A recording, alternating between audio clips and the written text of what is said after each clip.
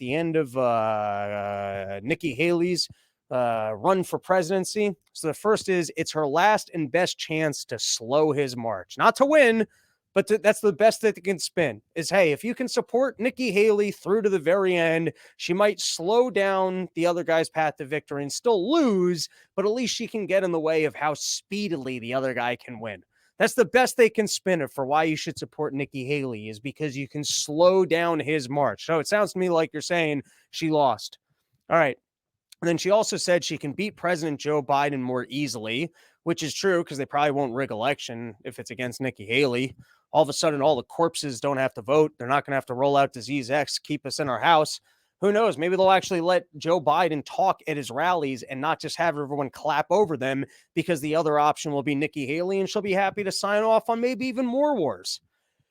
And then the last one, she said Biden more easily and vowed to stay in the race because, hey, there's still, as long as the deep state's going to keep spending money to support this thing and I'm going to get a job when I leave it, then, you know, I might as well stick in this thing. Though. What they told me is the longer I stay in this, the more lucrative my book deal is going to be at the end. This was from the New York Times, and I thought this was interesting, that the New York Times is even recognizing that the old guard of the GOP is a dwindling faction. Let's give this a read.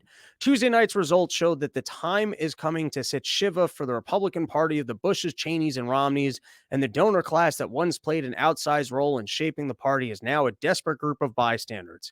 Miss Haley ran on a traditional Republican platform, one that has faded during the Trump years. She campaigned on issues like reducing federal spending, enacting a staunchly interventionist foreign policy, and overhauling programs like Social Security and Medicare. Do you guys remember how much the old school Republican Party sucked? Isn't it amazing like that there's still those people out there that are like, we're just going to pretend like we're going to balance the budget and we're actually just going to spend even more money pretending like everyone's trying to invade and kill our country. Her candidacy was embraced by the pre-Trump GOP as the gang got back together for one last shot at the interloper. In other words, the deep state was like, oh, well, you know, maybe we can